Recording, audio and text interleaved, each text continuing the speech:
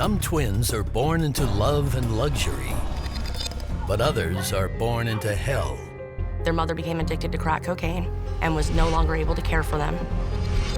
Donte and Dante Hall turned to a life of crime at a tender young age. At the age of 13, Donte and Dante began to use marijuana and ecstasy, and then by the age of 14, they're selling it. As adults, one twin seeks the quiet life, while the other rules the streets. He was mean-spirited. If you were to go to Central Casting and say, "Send me a thug," he would show up. And together, one night, their lives would change forever.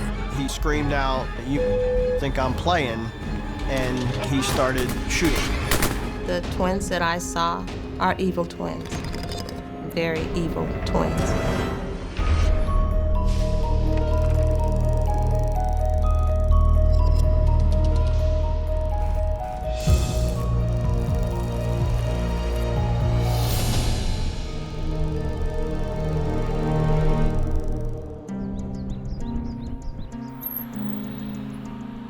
The Central Florida enclave of Eustis lies just 35 miles north of Orlando. Eustis, Florida is a small hometown, good people, help each other, open the door for you, say hello. We have quite a few retirees living in the area.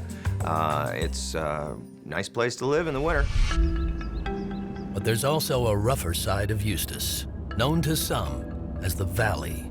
Crime is probably a little bit higher in that neighborhood than in other parts of Eustis. A lot of the boys that grew up in that area, they like to call themselves the Valley Boys.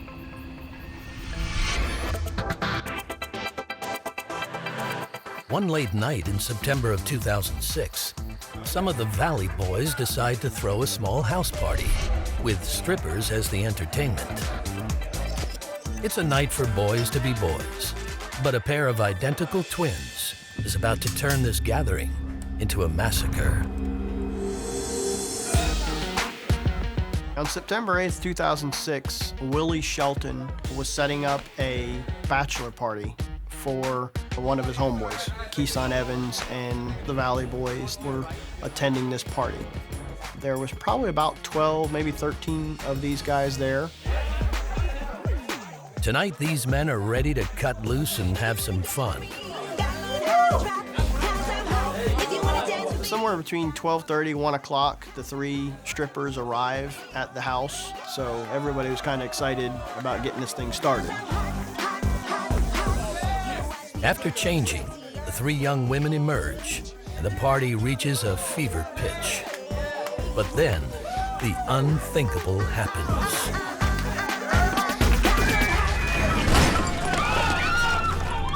All of a sudden, somebody busts in the door and the whole mood changes. Three armed men burst into the house. One is carrying an AK-47 assault rifle, and the others have 9mm handguns. Hey, you! Jump! Don't you move! Two of the three men are identical twins, but one is clearly in charge. The man with the rifle seemed to be the leader. He was giving the orders. He ordered everybody on the ground. He ordered them to give up their jewelry and their money. Everybody complied. The man with the AK-47 keeps barking at the Valley Boys. I'm gonna make this chopper dance! He said, "If you don't do what I tell you to do, I'm gonna make this chopper dance." He fired off a couple of rounds to emphasize his point. One of the shots kills the house lights. They were screaming at the top of their lungs, praying to God. And then, all hell breaks loose. Anybody in that room had a chance of dying that night once those bullets started flying. And when the shooting stops, several Valley Boys lie dead or dying, and the twin gunmen are on the run.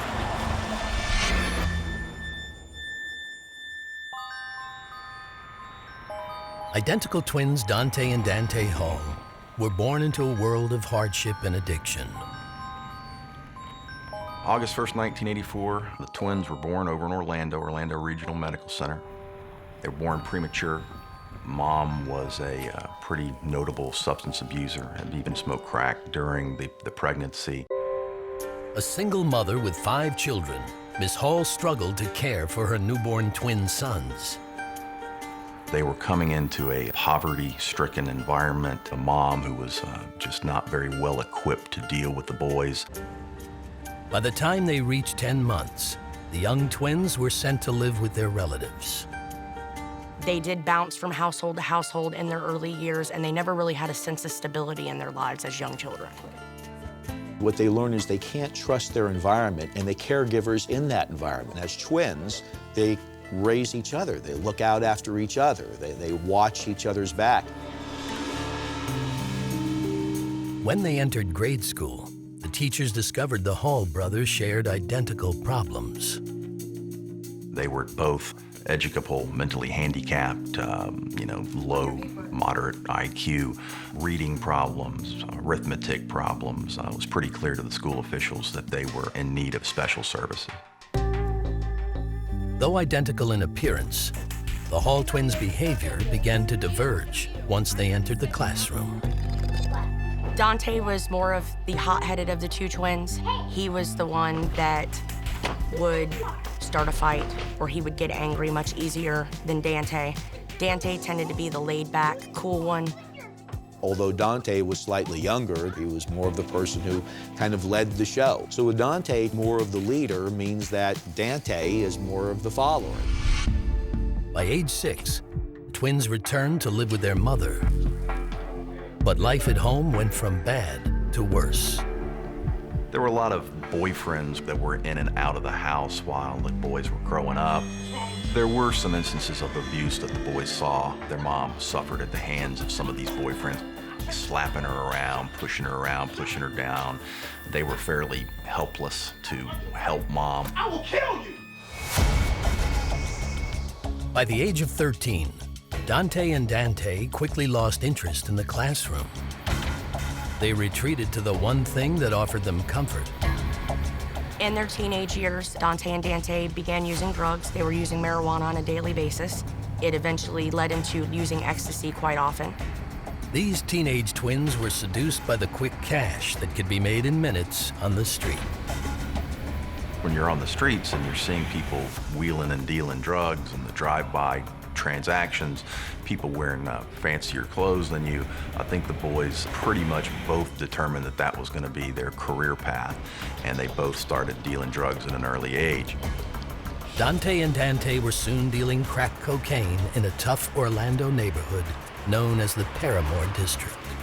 That's a known area where people will come and drive through. They call it the gum line. You take the crack, put it in your lip, so if the cops come, you can swallow it and you sell it, and you take it out and you exchange it for the cash. At the tender age of 14, Donte and Dante had learned the hard lessons of survival on the streets together. They're exposed to substance abuse, quick highs, impulsive behavior, bad judgment and reasoning. So they had their own little signals and ways of communicating and connecting with each other as only twins can do, and forming that bond without the emotional substance that they didn't get in their environment. Though they always had each other's back, life at home was about to drive them apart. Dante's mom began having drug problems again, and he couldn't stand to see it. At 14, Dante moved out of his mom's house. Donte, however, couldn't bear to leave his mother's side. Donte stayed behind with her. Donte was a mama's boy, and he would never leave his mama. After 14 years bound together, the Hall brothers moved apart for the first time. When they separated, I think the stability that they gave each other sort of started to go away. And the bond probably started to weaken to some degree because they weren't right there with each other all the time like they had been literally their entire lives. The twins were leading separate lives, but they never lost their connection to the other. They can withstand those periods because they always think about, we'll eventually get back together at some point. They don't worry so much about the other twin. They know that they can kind of take care of themselves. And their bond would soon be put to the test. One of the occupational hazards with being a drug dealer is you get caught sometimes. Dante, he ultimately got sentenced to what in Florida we call a commitment program. He ended up in a youth camp down in Polk County, south of here. And Dante was left to make it on the streets alone. Dante continued to live the street life, dropped out of school, and sort of delved a little bit deeper into the criminal element. Dante was mean-spirited. If you were to go to Central Casting and say, "Send me a thug," Dante would show up. While Dante aspired to be a street gangster, his calmer twin Dante seemed to be changing his ways in juvie. He actually did pretty well there. I mean, this is a guy who did do okay in structured environments, and he actually graduated high school through that program. Upon his release, Dante's future looked brighter than it had ever been. I think it gave him an opportunity to see that there was a different side of the world.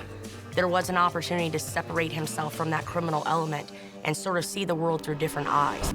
Following his release, Dante reunites with his hot-headed twin brother, and the temptation to return to a life of crime becomes too much to resist. It's easy money, it's not hard work. Yeah, you have to look over your shoulder all the time and worry about the police, but you're not out there breaking your back. There was a draw between the brothers besides just twinness. I mean, the lifestyle, the thick gold necklaces, the right cool shoes that cost a lot of money. Dante wanted that life. While Dante had been in juvie, Dante had sharpened his street skills. Dante built that reputation where he was respected enough he could bring in large quantities of dope and then sell it to other street-level dealers. He developed a crew. They were also very known to violence. You didn't cross Dante Hall. But the one indispensable crew member was his twin brother, Dante. Dante was the follower. You know, if Dante needed a guy, he'd go to his brother, "Hey, you want to hit a lick? Do you want to make some money?" And Dante would go. As their reputation grew, the two young men became known by the same nickname. Both boys went by twin, so it was very easy for one to commit a crime and somebody think it was the other one who did it. It did allow them to sort of play a game with everybody. You never quite knew which one you were dealing with. Their identical looks allowed the Hall twins to evade prosecution. Law enforcement would say, "Yeah, that was twin." Or when they were talking to one of their witnesses, they would say, "Well, it was twin," but you didn't know which twin it was because they are very, very identical. You can barely tell the difference. But there were ways to tell them apart. Dante has gold teeth, and he's got a tattoo right here on his neck that says "Money ain't a thing," because he felt he could take it any time he needed it. So money wasn't a thing to him. He liked to live on that edge. You know, he liked the women, he liked the dope, he liked the firearms. He enjoyed the risk of getting caught. He thought it was a game. Dante's more submissive role was inked into his skin as well. Dante had a tattoo on his leg near his ankle that said "soldier." You know, soldier is loyal to his commander. And anytime Dante needed him, he was right there. The Hall twins were always pushing the criminal envelope, and they soon ran into trouble with the law. Dante had racked up some drug charges. Dante had racked up some drug charges. Problem was, from Dante's standpoint, is that he was facing more time. Dante was facing 4 years for his drug offenses, so Dante devised a clever way to cut Dante's time in half. Dante, my client, decided, "Well, bro, I'll take one of your charges to kind of lessen your exposure." Dante offered himself up to take a coke charge that wasn't his. It was very easy for them to switch identities. Real names that were so similar and going by the same nickname did allow them to sort of play a game with everybody. Orlando officials were duped by the twins' scheme. From a proof standpoint, who would know the difference? I mean, they're identical twins. The description of the person would be the same, right? That cost Dante about 18 months of his life in prison.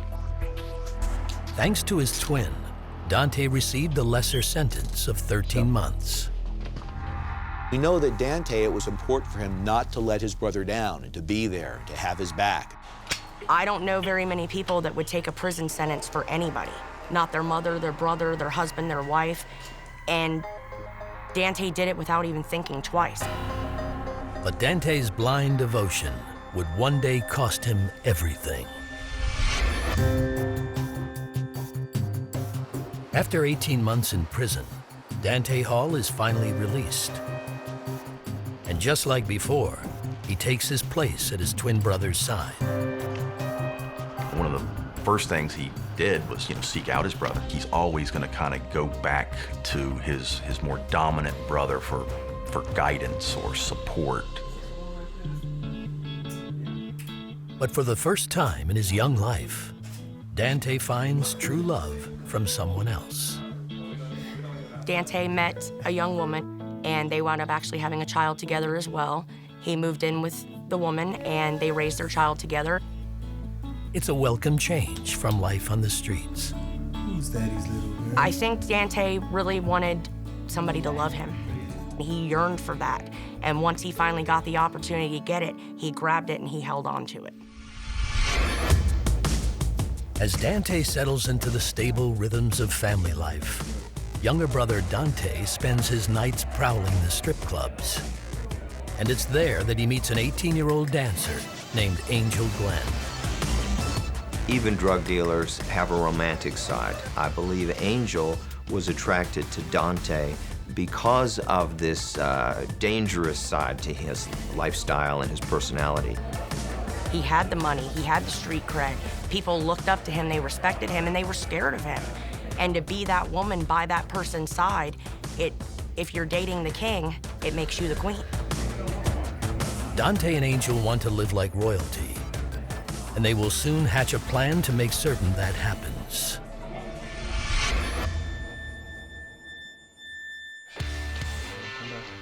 One day, Dante Hall overhears Angel discussing a private booking to strip at a party in Eustis, Florida, a small town 35 miles north in Lake County.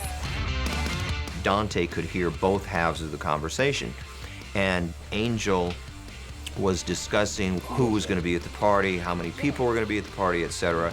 There would be a lot of guys there, and they have money. How much money are you talking about? $1,000 each. $1,000 each? Plan begins to form in Dante's mind. You ain't lying to me, are you? He calls his twin Dante and gathers his crew to discuss the details. He started putting his crew together, advising them, hey, we're gonna hit a lick. My girl's going down here to Lake County. I'll get you together. A little house party, not too big. Dante asks his girlfriend to case the party. Angel is not a thug. Angel was, at that point in her life, a thug wannabe. And she went along with Dante's plan. If it looks like a good score, it would mean big-time cash with small-time risk. Everybody from his crew is from Orlando. Nobody would suspect them. So in their mind, it was a crime that they could easily get away with. And Dante Hall is left with a difficult choice: stay with his family or risk everything for a big payday. When Dante asked Dante to be a part of the robbery, I believe it's likely that it certainly was in the back of his mind that this could go very bad. But at the same time, I think it speaks again for the bond between twins. He owed it to his brother to be there by his side. And I think that bond between the two of them outweighed everything else. By early evening, preparations are well underway for what will be the most important and most dangerous night of the Hall twins' young lives. Dante has his boys meet him at what's called a trap house. This is where the weapons are. They're getting dark clothing, masks, towels, gloves, whatever they're gonna need. As night falls, Angel Glenn steps into the mix. Yeah, I'm getting ready to round the girls They're up right preparing now. as Angel is going around the Orlando area picking up her friends. She collects 2 other strippers to help her work the party, while the Hall crew loads up the getaway car. They armed themselves on this particular night with some pretty powerful handguns and an AK-47. By cell phone, Dante instructs Angel to drive the strippers north to Eustis. He and his crew will follow closely behind. All the pieces have been carefully put into place, but sometimes the best laid plans fall apart. I'm quite certain no one expected the night to end the way that it did.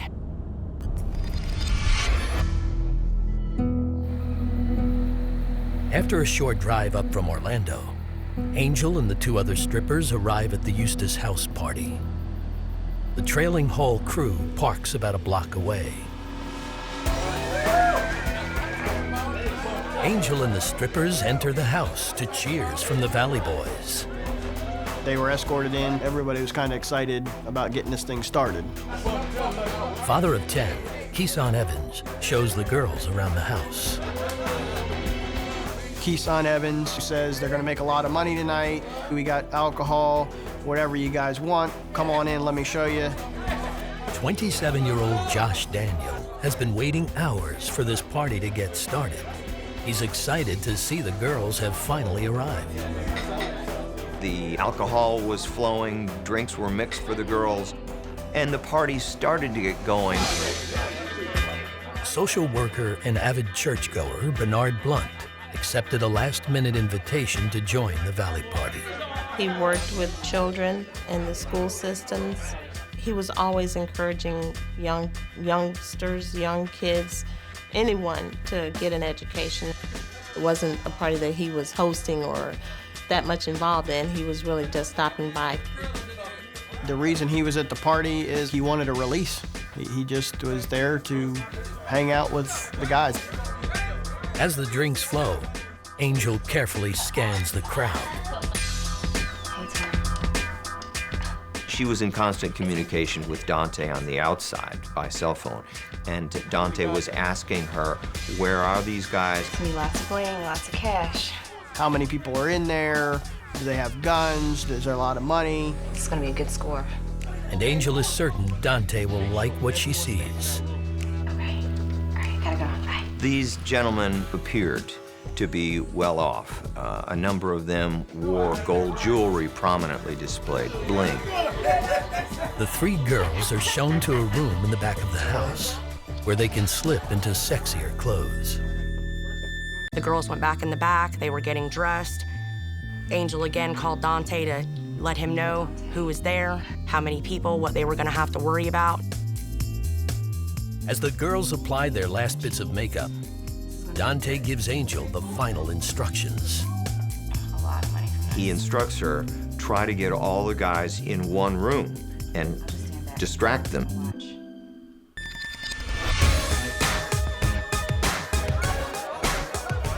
The girls emerge, they come out, they begin stripping, dancing, taking their clothes off. The guys are happy with the girls, the look of the girls. They're putting out money for them. As Angel and the other dancers work the crowd, the men let loose. They're touching them in different places and watching them dance. The music was loud, and everybody seemed to be having a good time. The party edges to a fever pitch. But in an instant, the fun turns to terror.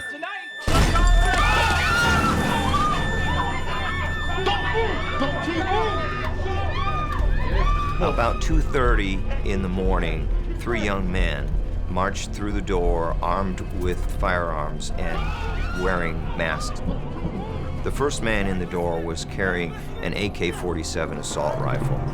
A masked Dante Hall carries the AK-47, with his twin Dante right in his shoulder, pointing a 9mm pistol.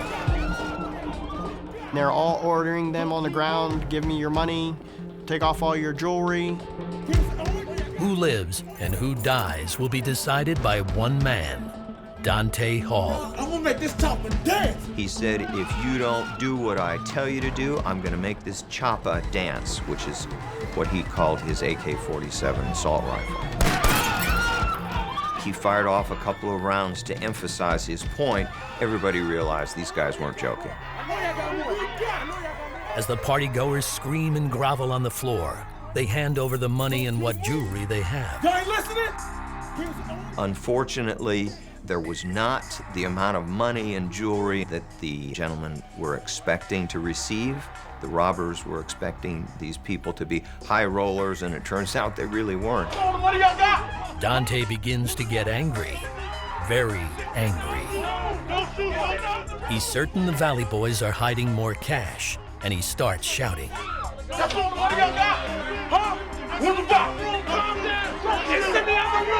Keeson told him the money was in the back bedroom. Go get the box. Go get the box.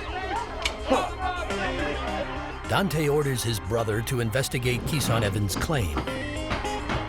But after a quick search of the house, Dante returns empty-handed. Hey, ain't got nothing. This deceit pushes Dante over the edge. He just becomes a smoldering volcano, and eventually he erupts, and he erupts in a way that causes problems for everyone. Dante screamed out, "You think I'm playing?" and he started shooting. The first shot that was fired actually hit the one lamp that was in the room, knocking that light out. The second shot hit Keeson Evans right above his knee, causing him to fall over. Dante was extremely angry when he realized that Keeson Evans lied to him, but at the same time, he had to save face. He takes the AK-47 and puts it up about 6 inches from Mr. Evans' face and pulls the trigger. Keeson Evans falls to the floor, killed instantly by the fatal head wound. He feels like the victim deserves it for not giving him what he wants. If you would have just done what I wanted, just given me what I wanted, then this would have never happened. It's your fault. Dante had to prove to everyone that if you lie to me, this is what's going to happen to you. Because if you mess with me, there will be consequences. Then all hell breaks loose. Donte and Dante started to spray the room at that point with the AK-47 and the 9mm. Were shooting multiple people. Willie J. Shelton and Josh Daniel received multiple gunshot wounds. A total of 16 shots were fired in a very small room. Terrazzo floor, concrete block walls, bullets were flying all over the place, and 15 warm bodies. It was like shooting fish in a barrel. Bernard Blunt has been caught in the crossfire. If there were guns being fired and people's lives being taken, he was praying. He was praying when they shot him. After what seems like an eternity, a fourth crew member enters the Valley House. The driver of the vehicle felt they'd been in there too long. He ran up to the house and told them, "Guys, we gotta go, we gotta go." After that, each of the robbers in turn exited. The leader with the rifle was the last one to walk out the door. There was probably around $2,000 worth of cash and probably about $2,500 to $3,000 worth of jewelry taken. The Hall twins peel out of the scene and roar down the street just seconds before police arrive. 2 Eustis officers enter the scene of the massacre with their guns drawn. The first 2 officers arrived to a darkened home. They could hear moaning, and a lot of people were very, very emotional as they walked in. They didn't know friend from foe. They actually encountered the strippers coming down a hallway and told them to get out of the house. Once the house is secure, officers triage the wounded and the dead. They find Mr. Evans, who is obviously deceased. It's clear that he is deceased. They find Mr. Blunt, who is talking. He is able to communicate. He's shot multiple times. Bernard was asking for help for about a half an hour to 45 minutes and just simply praying and asking God to help him at this time. Mr. Blunt was transported to Waterman Hospital. Doctors did everything they could to try and save him. However, he didn't make it. Bernard was our baby brother. It was probably the worst thing that I've ever had to deal with. To know that he was shot and killed in such a tragic manner, and hearing what had happened and how it had happened was just horrendous.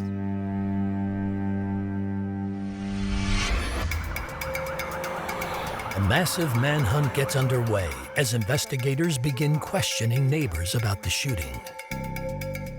None of the neighbors out there really seen anything other than people running down the street after hearing the gunshots. Investigating the crime scene itself, we really had no idea other than definitely a home invasion had occurred. As far as who did it, we had no idea. It looks like Donte and Dante may have pulled off the perfect crime. Unfortunately, if you don't solve the crime quickly, the trail tends to go cold. It was a horrendous crime. It was a bloodbath. And there was a distinct possibility that we would never solve it. But Eustis investigators soon learn one of the wounded partygoers, Josh Daniel, is going to survive. He's coming out of his coma and he's starting to be able to talk. So we decided at that point that we're going to go do an interview with him. Police record his first words on videotape as Josh replays that horrible night. I felt this shot right there. He stepped in the back of my head. Mouth hit the ground. And I just ain't moved, play it dead. Play it dead. He can't identify the masked gunman, but Josh does provide one critical piece of information. He just felt in his heart that it had something to do with the strippers.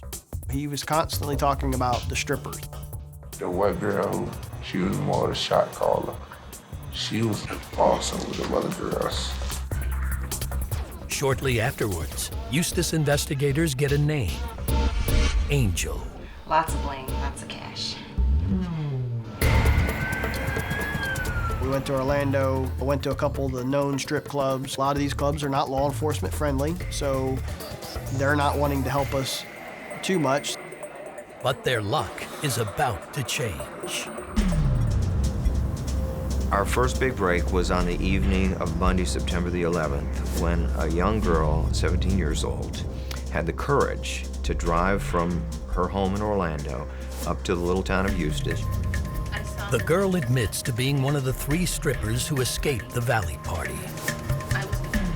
She felt really bad because she had saw the news and found out that 2 people had been killed in this, and she hadn't gotten any sleep. And she knows exactly who investigators are looking for. How did you know it was Angel's boyfriend? I knew his voice. She explained that her girlfriend, Angel Glenn, had a part in this setting up of this robbery, and that although the men who came in were wearing masks, she immediately recognized the voice of Angel Glenn's boyfriend. I don't know his name, but he goes by Twin. Twin. The young stripper says Twin and Angel reconnected at an Orlando gas station right after the shooting. With the help of Orlando PD, Eustis investigators track down Angel Glenn and bring her in for questioning. Why do you think you're here? Probably because they looking for this boy I used to talk to, this guy named Twin. Angel recounts the Eustis shooting in detail. Somebody just bust in. They had like masks on. We all fell to the floor, and then they was just like, "Give me y'all money." Then when they started shooting, that night it just felt like everybody was gonna die. She is struggling, she is sweating, she is nervous. But when it comes to identifying Twin, she clams up. I think you can help us figure out how these guys got set up. I know they were set up. What I don't know is how. I just don't feel like talking right now. Angel didn't come forth with a whole lot of information initially. You know, she played the whole card of, I don't know what you're talking about. But Eustis investigators are certain Angel's silence comes from fear. She lied. She lied repeatedly. She denied that she knew who these people were. But she might be just about to break. It's easy to tell the truth. It's very, very difficult to lie.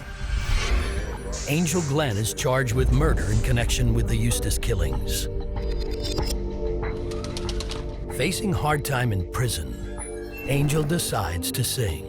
She realizes she's in deep trouble, and she turns to the police and says, "All right, what do you want to know?" Hear my conversation on the phone or whatever. With who?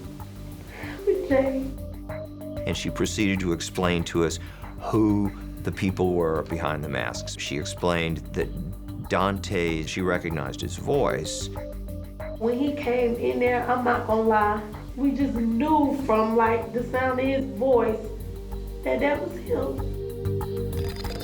Angel also met with the Hall twins the next morning to divide the loot.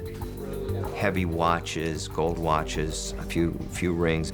They split that up at their mother's home with Angel sitting right there watching.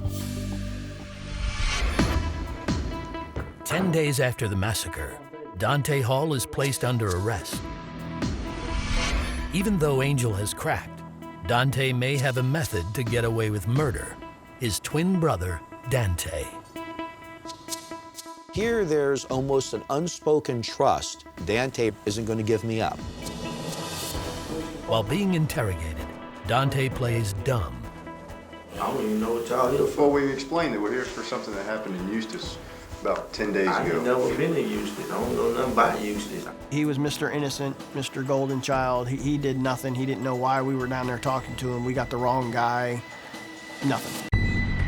Dante is placed into custody while the hunt for his twin Dante continues. Listening in on Dante's prison phone calls, police determined the Hall twins are developing a cover story for the night of the shooting. Dante would always confirm right on the call that, yeah, you ain't never been to Lake County. We haven't never been to Lake County. And Dante would agree with him, but you could tell they were still in it. 8 months later, police finally take Dante into custody. And just like his twin brother, he denies ever having been to the Valley House. Dante never indicated to me that he was ever at this house. Dante denied participating in the crime completely. Both Donte and Dante are confident they can beat the rap in court if they stick to the same story. Donte and Dante, you know, they had that family bond. They had that criminal crew bond. It was common for them to lie for each other, to not say nothing to the police. They hated the police.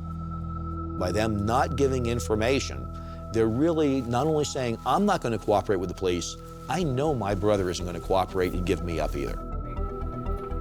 With a pile of circumstantial evidence and Angel Glenn's confession, DA Gross brings formal charges against the Hall twins.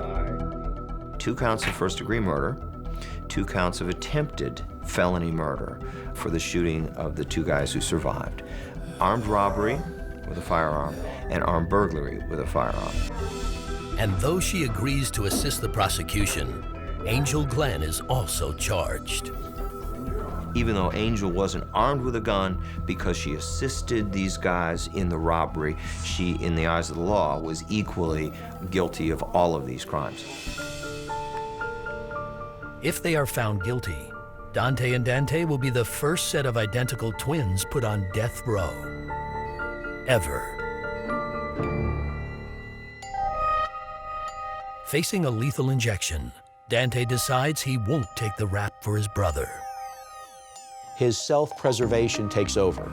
His great love for his brother isn't really what it appears to be. Now that there's no other escape route, no other thing that I can do to manipulate or get my way out of this, I'm going to take the road that preserves me the best. When I talked to him one-on-one, he said, look, I am not a killer. I am not like my brother. I deal dope and I gamble. That's it. This ain't me. I didn't do this. You need to look somewhere else. Dante's defense team plays up his family man persona, as well as the deal Angel cut with the prosecution. Angel Glenn had just been given such a sweetheart deal by the state to garner her cooperation. I believe that the jury was very uncomfortable with that they felt like, well, I think we should give him life without parole. Instead of the death penalty, Dante Hall receives 6 life sentences.